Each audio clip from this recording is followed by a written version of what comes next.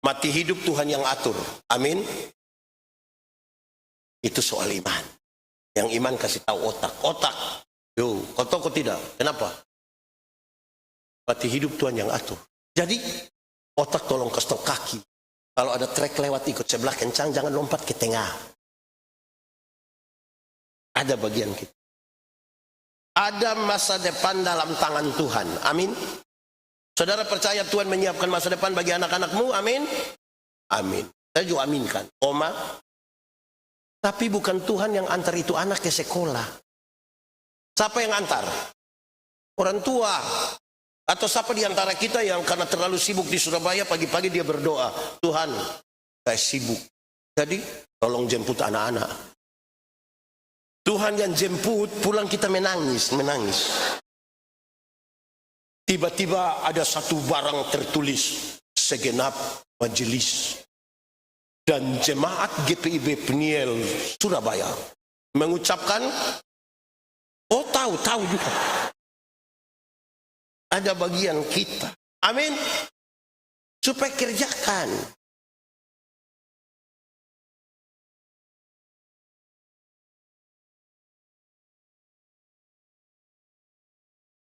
Sungguh tidak mungkin bagi kami untuk membaca dengan baik, merenungkan dengan apalagi melakukan takfir. Karena itu kami mohon Roh Kudus menolong kami. Supaya hari ini kami bukan saja mengerti firman Tuhan, tetapi kami dimampukan lebih untuk melakukan kehendak firman-Mu dalam hidup kami. Berkati kami semua yang memberi hidup untuk pemberitaan firman hari ini. Jauhkanlah semua penggoda dan pencobaan. Jemaat yang kekasih, pembacaan Alkitab hari ini dibacakan dari Kisah Para Rasul pasal 4. Kisah Para Rasul pasal 4 ayat 32 sampai 30 yang menyatakan, kumpulan orang yang telah percaya itu sehati dan sejiwa. Dan tidak seorang pun berkata bahwa sesuatu dari kepunyaannya adalah milik diri. Tapi segala sesuatu adalah kepunyaan mereka sama. Dengan kuasa yang besar, rasul-rasul memberi kesaksian tentang kebangkitan Tuhan Yesus. Dan mereka semua hidup dalam anugerah yang berlimpah-limpah. Tidak ada seorang pun yang berkekurangan di antara mereka. Sebab semua orang yang mempunyai tanah atau rumah menjual kepunyaannya itu, dan hasil penjualan itu mereka bawa dan mereka letakkan di depan kaki para rasul. Lalu dibagi-bagikan kepada setiap orang sesuai dengan keperluannya. Demikian pula dengan Yusuf yang oleh rasul-rasul disebut Barnabas, artinya anak penghiburan. Miliknya seorang Lewi kelahiran Siprus, dia menjual ladang miliknya, lalu membawa uangnya itu dan meletakkannya di depan kaki rasul. Demikian pembacaan Alkitab. Hendaklah firman Tuhan dengan segala kekayaannya menetap di antara kamu dan ucaplah syukur kepada Allah. Tuhan terlalu kuat untuk membela dirinya sendiri. Yang lemah itu kita ini. Kita minta Tuhan membela kita. Amin. Nah, saudara-saudara, sekali lagi saya ingatkan kita bahan tadi malam. Saksi itu memperkatakan hal yang benar. Sama-sama, 1, 2, 3. Saksi itu berarti saksi tidak boleh tidak boleh di Peniel sini ada yang tukang tipu. Bukan saksi tidak boleh tipu. Pak Pendeta, kami di Peniel kami tidak biasa tipu. Kami hanya biasa pakai 2 kata, yaitu sebenarnya dan tapi. Kenapa tidak datang gereja? Sebenarnya saya pergi. Tapi itu dia tidak datang. Banyak yang suka bersembunyi. Anak-anak muda punya tipu lebih elegan. Tapi orang tua juga.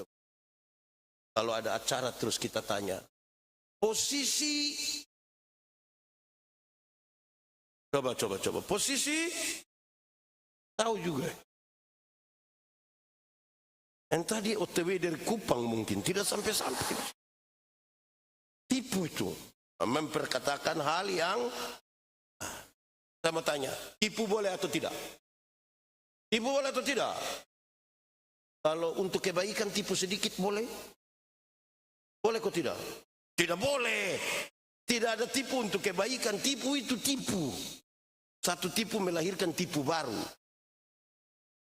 Bapak kenapa tidak ke gereja? Saya sakit, pendeta. Ini tipu ini. Ketemu istrinya kita bilang, Mama, bilang Bapak ada sakit. Karena ibu tidak tahu. Ibu bilang, tidak ada baik-baik di rumah itu. Terus kita ketemu dia, kita bilang, Mama bilang Bapak tidak sakit. Saya sakit tapi belum kasih tahu ibu. Sudah. Ada begitu di Peniel sini. Majelis. Saksi itu perkatakan hal yang benar. Kedua, saksi itu melakukan apa yang benar sesuai yang dia katakan dan yang dia pikir. Amin. Saksi itu apa? Melakukan hal yang seperti apa yang dia katakan dan apa yang dia. Kami diskusi tentang homilit ilmu berkhotbah. Orang tanya saya, pendeta, khotbah yang baik itu yang bagaimana? Engkau maksud apa tentang begitu? Khotbah yang baik itu tulis atau tidak tulis, berapi-api atau berair-air. Khotbah yang baik itu bukan soal tulis atau tidak tulis, bukan soal berapi-api atau berair-air. Khotbah yang baik itu bicara apa, bikin begitu. Cukup. Jangan omong lain. Ada. Jangan omong lain buat ada yang lebih parah. Pikir lain, omong lain, buat lain. Hasilnya kelainan. Saudara kalau ketemu orang kelainan itu kan pikiran kelain bicara. Itu bahaya itu. Bahaya. Ketiga, saksi itu mempertanggungjawabkan. Bahkan sekaligus berani menerima resiko untuk apa yang dia katakan. Apa yang dia lakukan. Dia tidak hanya cari senang.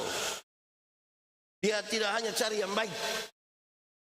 Tapi dia bersedia untuk menanggung risiko. Oleh karena apa yang dia yakini, apa yang dia katakan, apa yang dia buat. Nanti kita pertajam di sebentar nanti. Saudara-saudara, jemaat mula-mula ini, makin hari mereka makin bertambah. Makin hari mereka makin tambah. Itu dia pun kondisi awal. Saya tidak tahu kita di gereja ini, makin hari makin bertambah atau makin hari makin merosot. Makin menyusut atau makin bertambah. Nah ini. Saya lihat yang paling banyak ikut ibadah ini mama-mama, betul? Ini mama janda semua.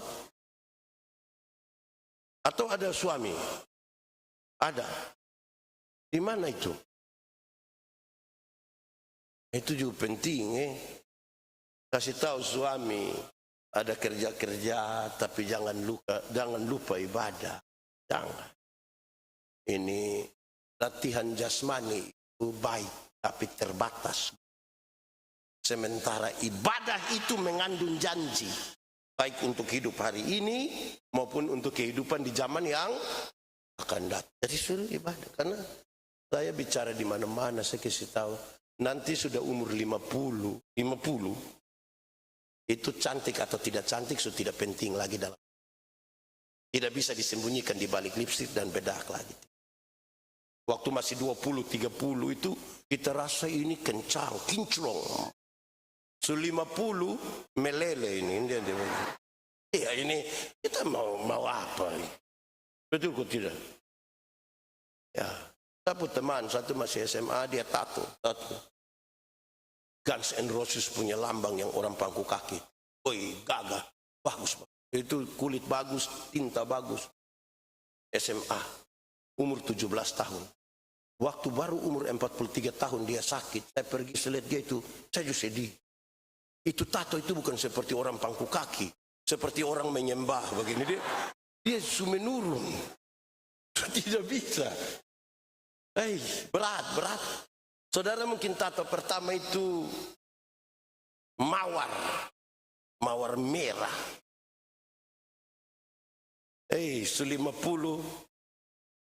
bunga pepaya. Dia berubah, masih muda saudara tato naga. Naga mungkin ada api keluar dari mulut. 50 itu ulat bulu dia sudah berubah itu. Jadi saudara, ibu-ibu, di sini tidak ada ibu-ibu. Ini SMP semua. Ibu-ibu, kalau ada yang tanya bilang, ibu sudah umur berapa? Terus ibu bilang 50. Dia sengaja kaget. 50? Dapat lihat 35. Jangan percaya, jangan. Masa 50 sama 35, 15 di mana? Kalau ibu jalan sama ibu punya anak gadis toh, terus ada yang tanya, siapa ini? Ini siapa ini? Ini saya punya anak gadis yang pertama. Dia sengaja kaget. Anak gadis dapat lihat kakak adik. Jangan percaya. Jangan percaya. Masa mama dengan anak seperti kakak adik? Mama dengan anak kalau seperti kakak adik hanya 2 kemungkinan. Kemungkinan pertama dia punya anak itu muka terlalu tua. Jadi dengan mama. Atau kemungkinan kedua mungkin dia punya mama menikah terlalu muda. Mungkin umur 5 tahun sudah nikah mungkin. Jadi tolong ingat-ingat ibadah. Ingat ibadah. Itu umur 50. Umur 60 tahun. Saudara mau ada jabatan atau tidak ada jabatan sama. Su pensiun. Rata-rata ASN, TNI, Polri, perusahaan-perusahaan itu, pendeta, itu pensiun di sekitar umur 60. Waktu masih aktif itu kita datang orang bisa bilang, siap laksanakan, lanjutkan, hormat, aktif. Sudah pensiun ini kita jalan, anak-anak kecil yang baru lulus ini lihat kita hanya bilang, tua, asam urat aman kau. Kita rasa hancur. Ingat ibadah umur 70 tahun, rumah besar atau rumah kecil itu sama saja. Apalagi rumah tingkat. Sudah pakai tongkat menaik di lantai 2 jauh tidak. Paling nanti ada kamar 1 di bawah sudah kita. Amin. Umur 80 tahun kalau Tuhan izinkan kita umur panjang. Bahkan kaya atau miskin pun tidak penting. Tidak mungkin lagi beli daging babi 2 kilo makan sendiri, tidak mungkin. Kolesterol, asam urat, diabetes, jantung, darah tinggi, gigi tidak ada. Mau bagaimana? Orang lain masih kunyah. Kita tidak kunyah, kita seperti mall. Mall dia pun rasa habis, paling dia bilang suami ada kerja-kerja, kumpul uang, tapi jangan lupa beribadah, jangan lupa bersekutu. Amin dong. Supaya datang isi ini bangku-bangku ini. Gimana ini? Begitu. Terus tahu suami, kan kita mati tidak bawa apa-apa. Amin dong. Dan saudara, lalu di pembacaan hari ini, Kisah Rasul pasal 4. Menggambarkan tentang keadaan jemaat waktu itu. Orang-orang yang sudah dikuasai oleh Roh Kudus ini dalam sebuah persekutuan jemaat, hidup berjemaat mereka itu digambarkan dengan sangat baik. Adapun kumpulan orang yang telah percaya itu mereka sehati sejiwa. Seperti yang tadi malam. Sehati dalam Kristus. Sejiwa. Kenapa sehati sejiwa di dalam Kristus itu penting, menjadi dasar. Apa yang Kristus rasa, apa yang Kristus dan apa yang kenapa itu menjadi dasar? Karena ada lanjutannya. Karena tidak ada seorang pun yang berani berkata bahwa sesuatu itu adalah miliknya. Itu milik semua. Saudara bisa bayangkan kalau ini saya punya makanan di rumah, Itu jemaat pemakanan juga. Kita punya mobil itu, tetangga punya juga. Bisa begitu. Pasti ada orang hanya kerja manfaatkan saja. Nah ini jiwa yang hanya sekedar manfaatkan ini, susah jadi berkat itu. Amin toh. Hidup ini harus jadi berkat. Akan ada satu waktu saudara tidak berdaya lagi.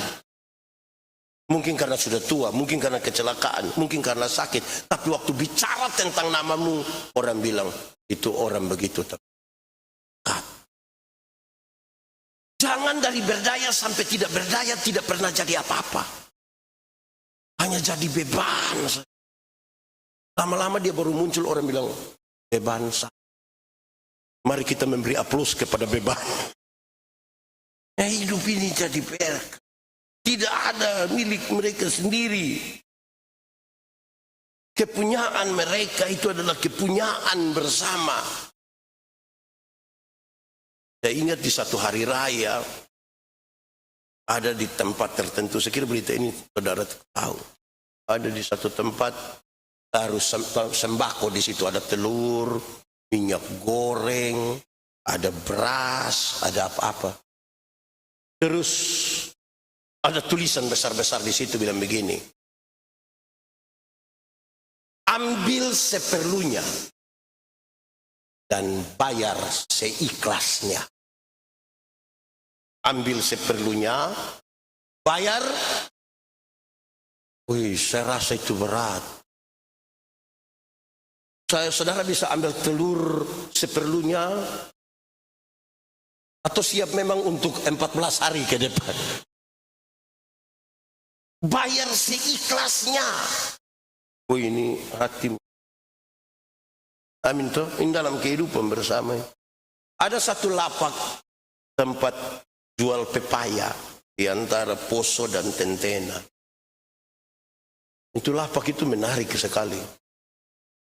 Ada pepaya bertuliskan harga-harga. 10.000, 12.000, 13.000, 15.000, 20, 25. Ada kotak satu di situ dan tertulis, silakan taruh uang Anda di sini. Tidak ada penjaga. Orang tanya saya, Pak, ini lapak cocok nama apa? Ini cocok nama uji iman. Lapak uji iman. Saudara, apakah kita punya jiwa ini sanggup kalau ambil sendiri 12.000, uang hanya 10.000. Tuhan juga mengerti. Membangun nilai bersama itu. Nah itu. Saudara-saudara, lanjutannya adalah dengan kuasa yang besar Rasul memberi kesaksian tentang kebangkitan. Menjadi saksi. Saksi itu, saya mau kasih ingat saudara-saudara, kalau bersaksi 95% bicaralah tentang Tuhan. Tinggal 5% baru bicara tentang. Karena di dunia yang fana ini ada yang balik. 95% dia bicara tentang dia. 5% baru tentang Tuhan. Jadi jemaat ingat dia, lupa Tuhan. Orang yang terlalu banyak bicara tentang dirinya, dia akan mulai, dulu yang tukang pencuri itu ini. Dulu yang tukang mabuk itu ini. Dulu, itu sampai hampir 2 jam. Dulu. Terus dia lanjut. Untung Tuhan saya jadi begitu. Orang ingat dia, lupa tuh. Satu hari dia berdiri di depan, orang bilang, kamu jangan lihat begitu, Tuhan pencuri. Karena lebih banyak dia bicara. Kalau saudara ingin bersaksi, katakan saja. Masa lalu saya buruk. Dan karena buruk itu sudah tidak usah dengar. Mau dengar yang buruk-buruk untuk apa? Yang saya ingat itu Tuhan mengerjakan ini. Dan kemuliaan. Supaya orang ingat Tuhan. Tidak usah. Karena bersaksi dan makan puji itu tipis. Beda itu. Tipis. Di tengah-tengah bersaksi itu dia bisa makan puji. Saudara-saudara, mereka bersaksi. Selain berkata-kata, mereka lanjutkan bahwa tidak ada satu orang pun yang berkekurangan di antara mereka. Tidak ada. Susah-susah sama-sama, senang-senang sama-sama. Kalau mereka lihat ada orang susah, jadi ini sebuah tindakan yang lebih real dari sekedar apa yang kita imani. Saya ingin mengatakan dua hal. Satu, yang paling rumit dalam kekristenan itu menghubungkan antara hari Minggu dan hari Senin. Terlalu rumit dalam kekristenan. Menghubungkan hari Minggu dan hari Senin. Hari Minggu itu dia kudus, suci, sempurna, mulia. Minggu. Senin dia gila. Gila sampai Sabtu. Nanti Minggu subuh dia sembuh. Bahaya. Di hari Minggu dia bisa bilang haleluya. Senin itu dia seperti halilintar. Dia menyambar sana, menyambar. Persoalan kedua adalah iman. Apa itu iman? Iman itu menurut Alkitab, iman adalah dasar dari yang kita harapkan, dari segala sesuatu yang diharapkan. Dasar itu apa? Dasar itu fondasi. Teori tentang fondasi bilang, fondasi kuat bangunan kuat, fondasi miring bangunan miring. Fondasi dari apa? Dari harapan. Harapan itu apa? Idealisme masa depan, visi, cita-cita. Saudara mau jadi gubernur Jawa Timur periode 2080, silakan. Itu cita-cita. Saudara mau jadi orang terkaya se-Indonesia, silakan. Itu cita-cita. Yang ibu-ibu, yang nona-nona mau jadi wanita tercantik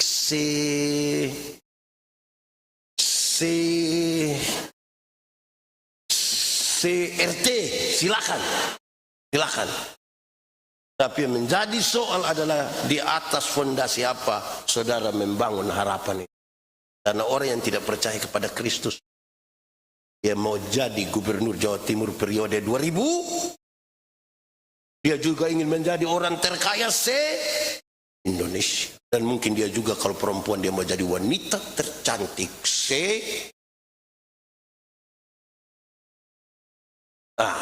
lanjut. Bukti dari yang kelihatan atau tidak kelihatan? Kelihatan atau tidak kelihatan? Bagaimana menggambarkan? Arsitek. Tahu arsitek? Waktu dia mau gambar ini, tidak ada yang dia taruh di sini.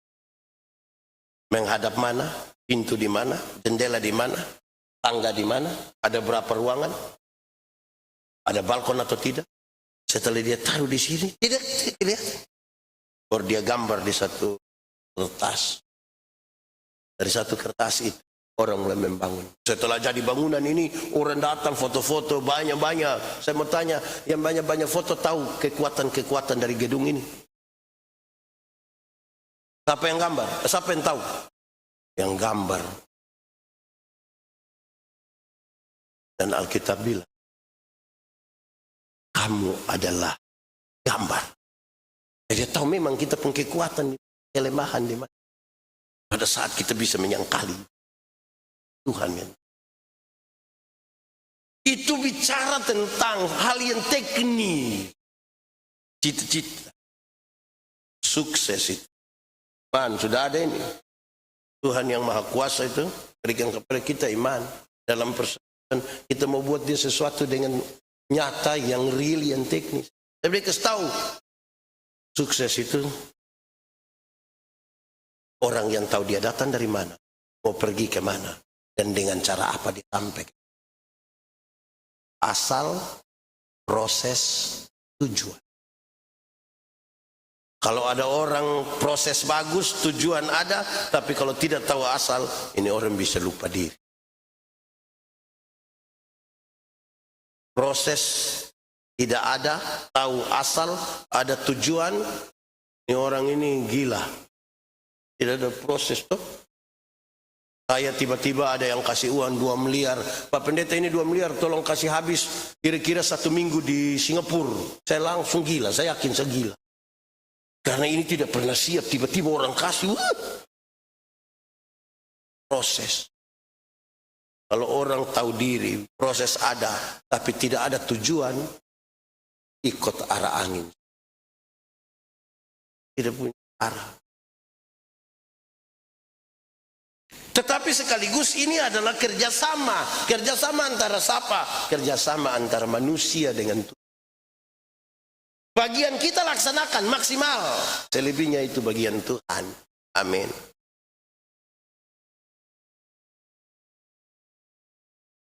Contoh. Mati hidup Tuhan yang atur. Amin. Itu soal iman. Yang iman kasih tahu otak. Otak. Yo, kau tahu kau tidak? Kenapa? Mati hidup Tuhan yang atur. Jadi, otak tolong kasih tahu kaki. Kalau ada trek lewat ikut sebelah kencang, jangan lompat ke tengah. Ada bagian kita. Ada masa depan dalam tangan Tuhan. Amin. Saudara percaya Tuhan menyiapkan masa depan bagi anak-anakmu? Amin. Amin. Saya juga aminkan. Oma. Tapi bukan Tuhan yang antar itu anak ke sekolah. Siapa yang antar? Orang tua. Atau siapa di antara kita yang karena terlalu sibuk di Surabaya, pagi-pagi dia berdoa, Tuhan, saya sibuk. Jadi, tolong jemput anak-anak. Tuhan yang jemput, pulang kita menangis. Tiba-tiba ada satu barang tertulis, segenap majelis dan jemaat GPIB Peniel Surabaya mengucapkan, oh tahu juga. Ada bagian kita. Amin. Supaya kerjakan. Ini saya mau tanya dong. Ora et labora apa artinya? Itu dia pun nilai hanya 75. Ora et labora artinya berdoa dan nilai 7. Mau yang 100. Yang 100 itu ora et labora. Doa. Kerja keras.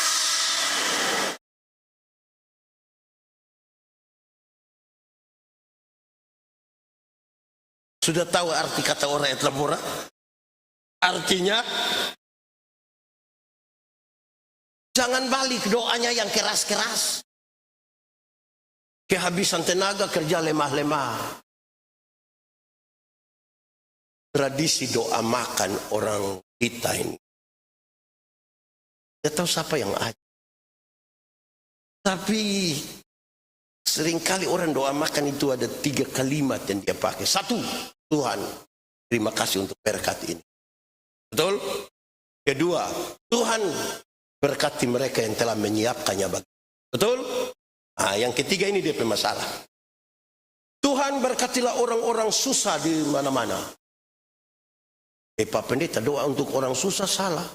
Dengar baik-baik, dengar supaya tidak ada penyesatan. Kita berhadapan dengan makanan satu meja besarin. Terus kita berdoa, tuh, tolong urus orang susah karena saya mau makan kasih habis ini semua. Itu dia pun masalah. Mungkin mestinya setiap kali tambah makanan itu doa baru. Mungkin. Di piring pertama bilang, Tuhan terima kasih. Masuk piring kedua, lihat lama-lama itu nasi baru bilang, Tuhan sebenarnya ini orang. Tapi saya ambil untuk saya makan. Ini sudah tambah 3 kali pulang masih bungkus. Tapi berdoa minta Tuhan urus. Oh, itu tidak sinkron antara apa yang kita imani dan yang kita kerja. Amin kah? Mantap. Supaya kita ingat. Nah, saudara-saudara, pertanyaan paling penting dari ini semua adalah, oleh karena mereka telah berdasar kepada Kristus, Yesus menggerakkan mereka untuk melakukan itu. Roh Kudus menolong. Lalu apa yang sesungguhnya ada di dalam hati? Nah, yang ada itu 2. Pertama, ada perasaan yang kuat. Sekaligus itu kebutuhan untuk hidup. Bukan sekedar perasaan yang kuat, tetapi sekaligus menjadi kebutuhan bahwa kehidupan bersama itu penting. Kedua, jangan rindu tinggal rindu. Tetapi kerinduan itu mau dinyatakan karena perasaan yang kuat itu. Betapa pentingnya persekutuan. Dan oleh karena pentingnya persekutuan, kami rindu menyatakan pentingnya persekutuan. Dengan berbagi. Ya itu yang ada pada. Saudara, saya ajak kita untuk merenung. Memang kalau orang tidak merasa persekutuan itu penting, tidak bisa untuk dia berbagi. Padahal sejak awal manusia ini diciptakan sebagai makhluk hidup memang, tapi dia makhluk sosial. Manusia tidak bisa melepaskan diri seorang terhadap yang lain. Itu dasarnya.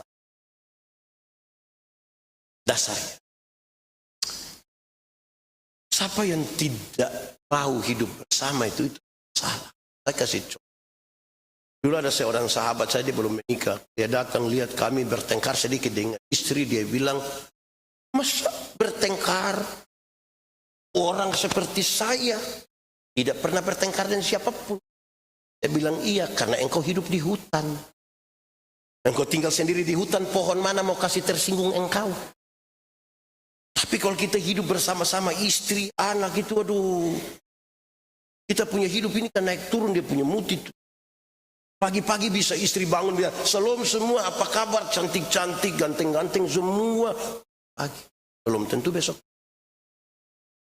Besok pagi entah mungkin karena masalah vaksin atau apa, malam itu pagi dia hanya begini semua. Terus kita bilang, "Mama kena itu memang aduh. Pernah alami itu di rumah."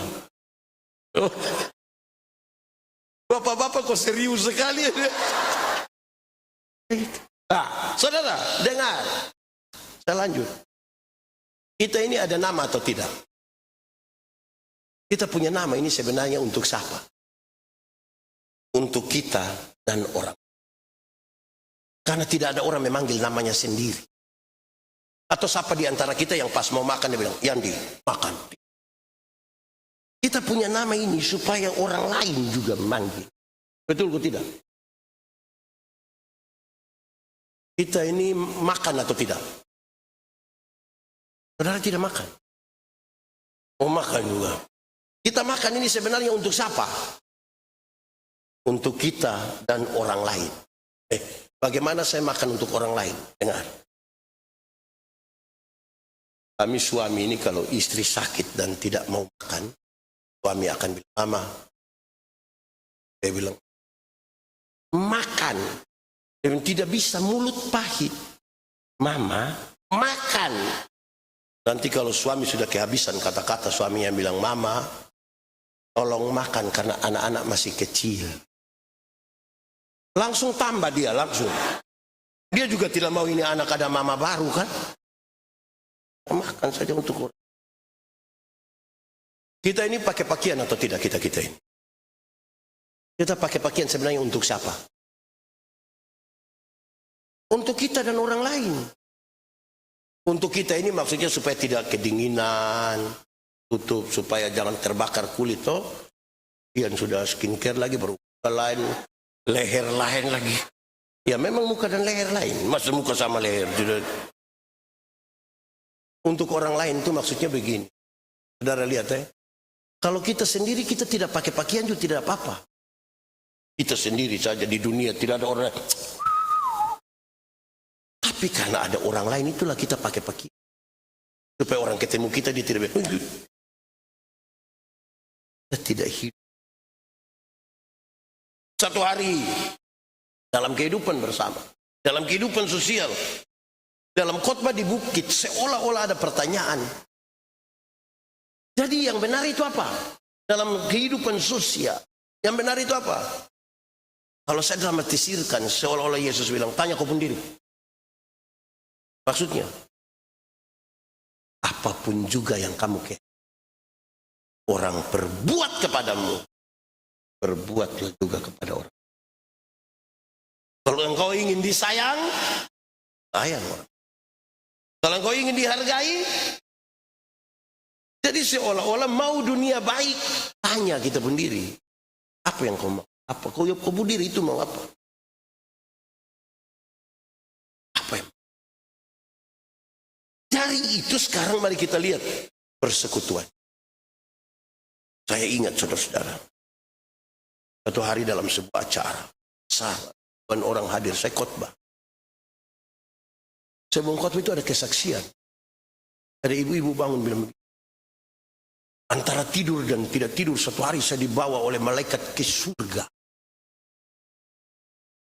Surga itu bagus. Dia coba jalan keliling-keliling ruangan-ruangan di surga itu banyak. Tapi sampai pojok itu ada satu ruangan, dia coba lihat. Ternyata di dalam ruangan itu penuh dengan mulut. Mulut-mulut, penuh. Tahu mulut? Terus dia tanya kepada malaikat itu. Malaikat, itu ruangan itu mulut-mulut semua. Lantas katanya malaikat jawab, oh itu mulutnya pendeta-pendeta. Kenapa mulut pendeta-pendeta? Pendeta-pendeta itu khotbah bagus, jadi dia punya mulut masuk surga. Kaki tangan itu ada di neraka semua. Wah, saya terganggu betul tuh saya. Saya bilang ini bahaya ini. Pada waktu bagian mau khotbah saya bilang, ibu, kita dua selesaikan yang tadi. Kita dua selesaikan. Saya bilang, ibu tahu pisau? Dia bilang tahu. Ibu, coba ibu ambil pisau, potong ibu punya jari kelingking.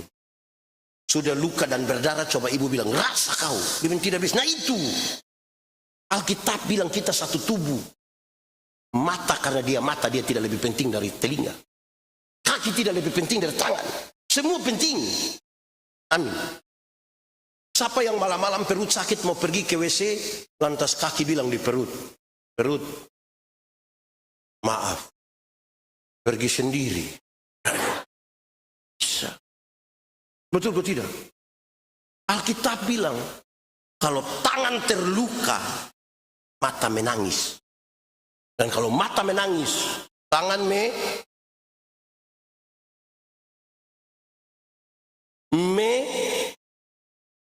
bagus sudah, yang penting mengerti. Ya melaplah. Jadi ibu, kalau mau masuk surga ya mulut, kaki, perut masuk semua. Masa ini di surga kaki kita, ini sesat ini kesaksian tidak benar. Apalagi darah dan daging tidak dapat tempat dalam kerajaan surga. Terus jangan sampai kita menjadi saksi cara sembarang. Betapa pentingnya itu persekutuan toh. Seperti tubuh. Saya bicara di mana-mana, mungkin saudara pernah dengar itu. Merawat sebuah persekutuan bergereja itu harus seperti makan kolak. Tahu kolak? Pernah makan kolak? Kolak terdiri dari apa? Pisang, ubi, santan, gula. Sudah jadi dia punya nama? Kolak. Waktu sudah jadi kolak, kita makan pisang. Masih rasa pisang atau tidak? Masih. Tapi ada cita rasa baru yang ditambahkan sebagai bagian dari sebuah kebersamaan. Tidak ada upaya untuk saling menghilangkan. Bisa berkumpul bersama-sama di satu tempat yang namanya pancika, periuka, aperwerka. Atau siapa di antara kita yang dia mau makan kolak, dia pergi makan ubi di sana. Pindah lagi makan pisang di sana. Pindah lagi minum santan di sana. Baru terakhir datang duduk di atas kompor di sini. Berbeda-beda tuh. Amin. Saya tetap Timur. Ada yang Ambon. Ada yang Sumatera. Ada Manado. Ada Papua. Ada mana lagi? Ada Makassar. Ada mana lagi? Jawa, mana lagi? Nah, kita tetap beda-beda tapi bisa berkumpul bersama-sama di satu tempat yang namanya Peniel. Ya toh? Saya tetap Timur. Tidak apa-apa. Dulu Tuhan cipta saya, dia tidak tanya, Yandi, kamu mau Timur atau Eropa? Tidak pakai pertanyaan itu. Jangan malu untuk identitas kita toh. Saya mau berteman dengan siapapun, saya harus tahu siapa, tapi kita bisa bersama-sama. Teman orang Timur ada, orang Ambon ada, orang Cina ada. Tapi saya bayangkan kalau saya bilang, kalau saya punya teman Cina terus, kalau panggil saya Okoyandi. Tidak cocok. Tidak pas. Amin. Tidak usah berusaha menjadi orang lain. Jadi diri sendiri. Siapa yang tidak jadi diri sendiri, dia tidak tahu apa yang Tuhan taruh di dia untuk dia eksplor menjadi berkat bagi. Apa tidak mencintai perbedaan, tidak pantas hidup di tengah-tengah dunia dan persekutuan, tidak pantas. Satu hari pendeta Yandi kasih nikah satu pasang nikah, yang laki-laki itu umur 64 tahun, yang perempuan umur 20 tahun. Ngeri itu. Saya tahu jemaat yang datang itu dan bicara tentang beda usia yang sangat signifikan. Bedanya berapa tahun? 40. Dalam khotbah saya bilang, dalam sebuah pernikahan, beda usia tidak penting. Yang lebih penting adalah mereka harus beda jenis kelamin. Itu lebih penting. Untuk apa sama-sama umur 30 tahun tapi laki-laki semua? Mau bikin apa?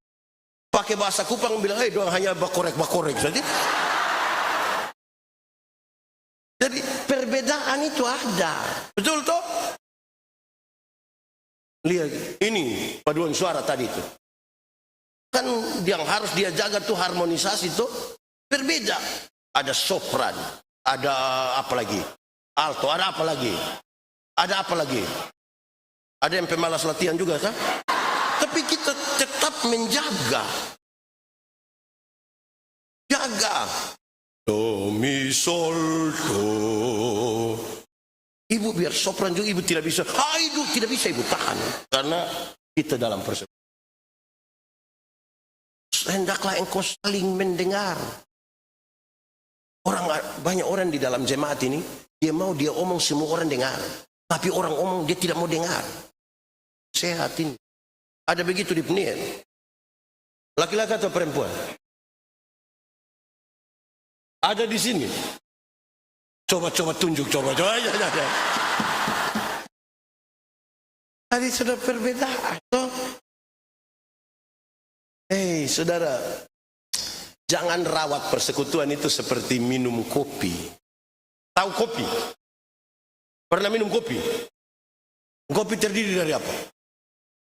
Kopi, gula, sudah jadi namanya. Lalu yang lain punya di mana? Kopi itu terlalu egois loh. Semua kita tapi nama mesti kopi. Kita semua nama kopi. Terlalu bikin diri inti.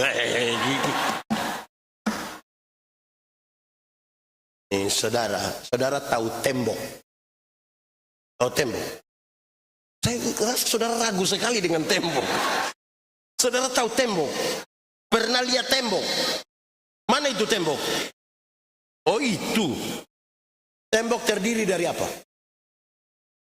Pasir, semen, besi, air. Waktu dia sudah jadi begini, ada kelihatan pasir. Karena dia tidak kelihatan, lebih baik kita sepakat kita garuk kasih keluar pasir. Bisa.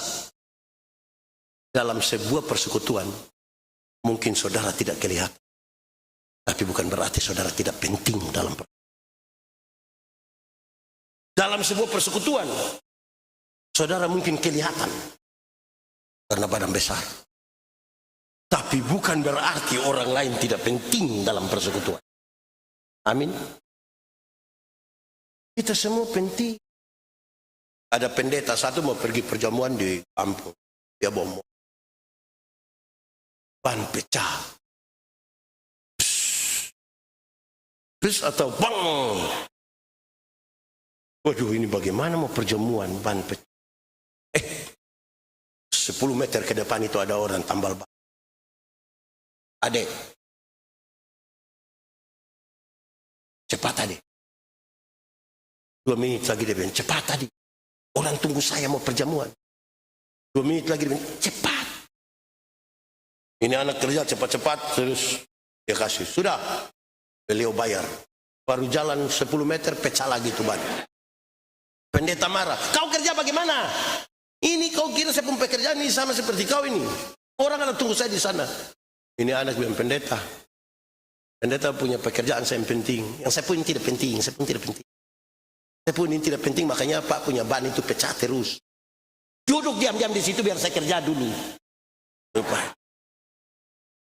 Semua orang penting. Amin. Di sini ada yang suka anggap remeh orang. Dan dia rasa orang lain tidak penting. Persekutuan itu penting. Paling tidak untuk dua hal ini. Satu. Kalau ibadah begini, pendeta Yandi datang hanya untuk khotbah. Yang memusik orang lain. Yang atur ini selatu. Yang foto, video orang lain.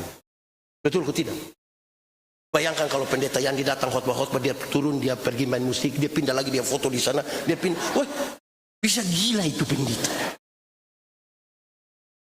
Betul atau tidak? Di dalam persekutuan itu tidak ada yang namanya Superman. Tidak ada Superman. Superman itu tokoh hayalan. Tidak pernah ada. Dia sangat dihayalkan. Pakai pakaian saja terbalik itu. Yang di dalam di luar, di luar di dalam. Apa yang kita bisa harapkan dari orang begitu?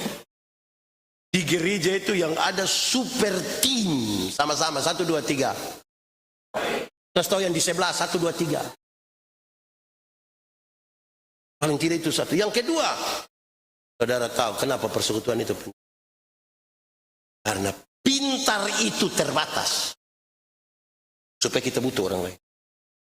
Pintar itu terbatas. Bodoh itu yang tidak ada batas. Dia mengalir.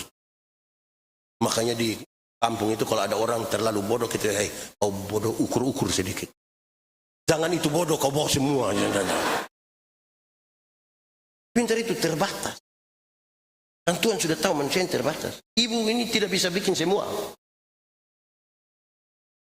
Ibu juga tidak bisa bikin semua. Veronica saya ibu tidak kenal. Bagaimana ibu mau tahu semua? Tidak bisa. Supaya kita membutuhkan orang lain.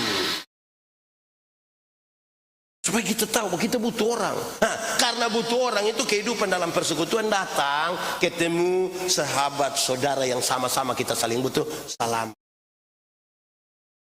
Tanya kabar. Bisa pinjam 100. Tanya. Ini datang ini kita seperti tidak saling kenal. Tapi sebut tubuh Kristus. Ada lagi. Ini di dalam gereja juga suka bicara orang itu. Tidak boleh. Ini saudara kita juga toh. Saya bilang orang yang biasa gosip itu biasa dia mulai kata pengantar itu 2. Ada 2 kalimat kata pengantar. 1. Dia datang baru. Dengar. Oh itu hancur. Tidak jadi latihan paduan suara lah itu tidak.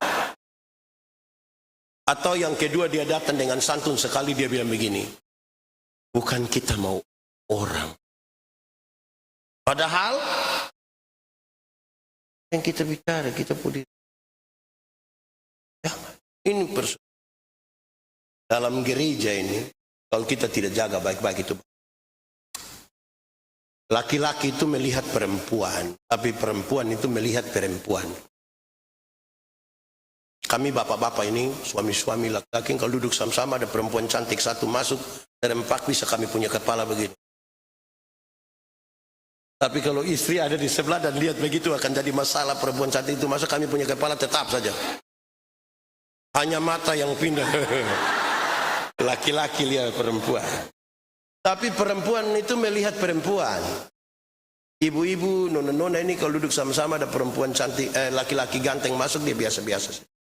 Dia tidak histeris. Kalau ada yang reaktif kecil, jangan yang masuk itu ibu-ibu. Biar saya sama majelis. Tas agak besar, sepatu agak tinggi, rok agak pendek. Itu lihat ibu-ibu punya siku dan bibir. Untuk kasih tahu teman di sebelah dia pakai siku gitu. Yang di sebelah lihat baru dia pakai bibir. Kadang-kadang 3, 1, 2. Kacau lah ini Pak. Ada yang begitu di Pniel. Termasuk majelis itu.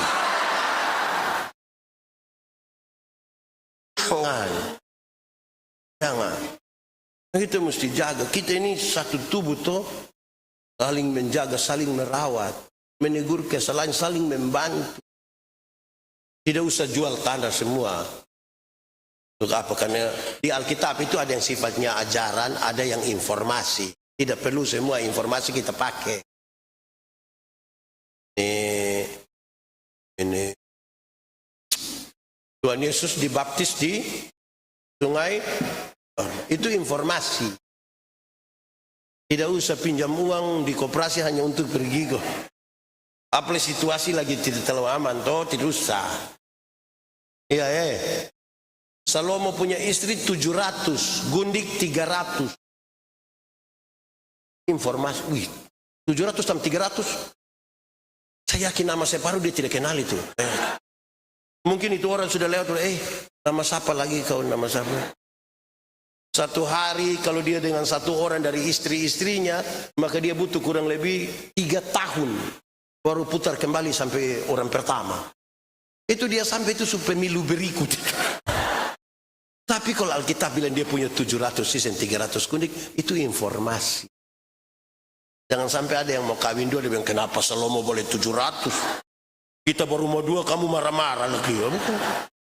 Tidak, saya tidak ingin bilang pulang dan jual tanah, sudah jual rumah, jadi milik.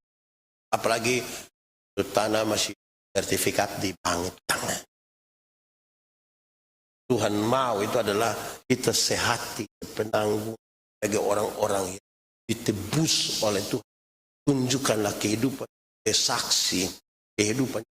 Kalau Anda dikenal dunia sebagai milik Kristus, maka Kristus mesti kelihatan dalam hidup. Supaya orang memuliakan Tuhan karena kau. Akan Tuhan. Mereka menyanyi baik-baik. Menyanyi sama kayak lagu perang semua. Masuk gereja tuh menyapa apa? Perangkah? Saya itu jabat tangan. Dilihat orang. Kita lihat betapa pentingnya persekutuan. Paling tidak kita saling ingat ibadah. Ingat hati kita itu dimurnikan dulu, baru datang. Masing kita menyatu dengan Tuhan, baru datang dalam supaya kemudian bersama-sama kita bisa. Saudara, saya akhiri khotbah ini mengatakan begini. Tuhan Yesus itu membebaskan, menebus kita, menyelamatkan. Saya coba cari padanan kata yang tepat untuk kata menebus. Saya merasa bahwa kata tolong itu tidak cukup. Tolong itu tidak cukup. Ada satu kata yang menurut saya pas, yaitu pembebasan. Sama-sama, 1, 2, 3. Kalau dia sakit, dia harus dibebaskan dari sakit penyakit. Dia miskin, dia harus dibebaskan dari kemiskinan. Kalau dia bodoh, dia harus dibebaskan dari. Lalu untuk kepentingan pembebasan itu Tuhan Yesus. 1. Dia bentuk kelompok. Kelompok yang hanya 12 orang itu ada anak-anak muda seperti Yakobus, seperti Yohanes, tapi ada orang tua seperti Yakobus. Ada pejabat seperti Lewi, tapi ada rakyat jelata seperti Petrus, Yakobus, Yohanes, Andreas. Mereka hanya nelayan-nelayan kecil di Galilea. Ada yang bekerja untuk kepentingan Roma. Kerajaan Roma itu menaksir pendapatan dari satu wilayah, terus dia lelang jabatan. Orang boleh pungut dari situ, makan dari situ, tapi kirim ke Roma. Sementara ada orang seperti Simon orang Selot, anggota partai politik yang anti terhadap kekaisaran Roma. Mereka berbeda-beda, tapi Tuhan kelompok. Setelah bentuk kelompok, Tuhan bikin apa? Tuhan mengindoktrinasikan, mengajar mereka. Hendaklah kamu, hendaklah.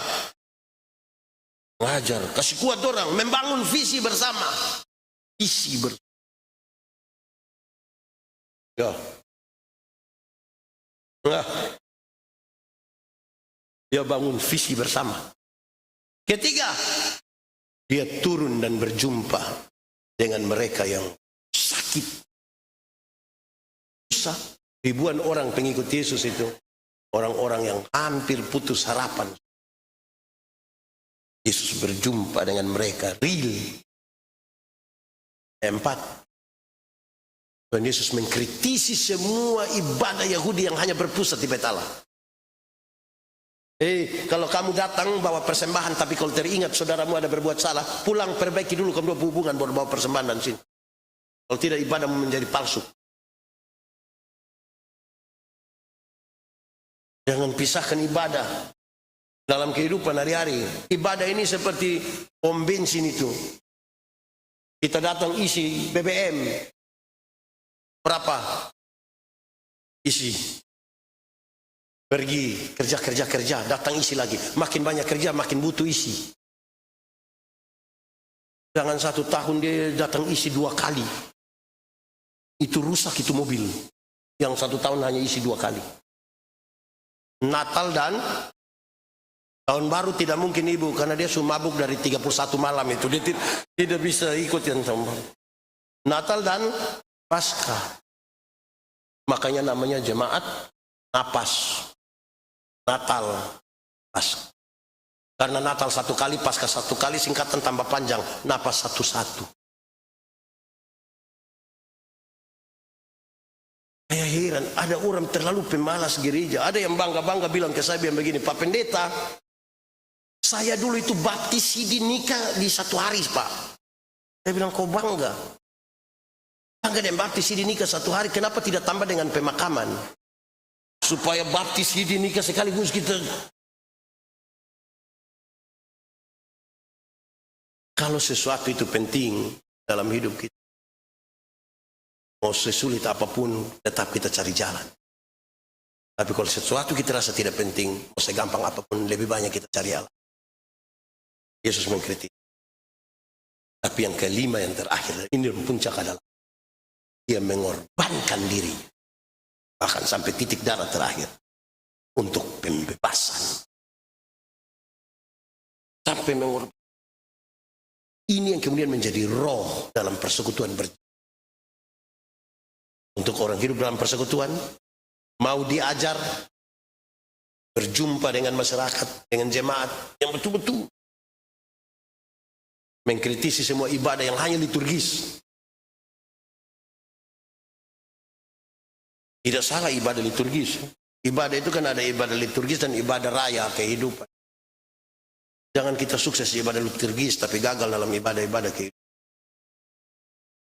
Dan yang kelima,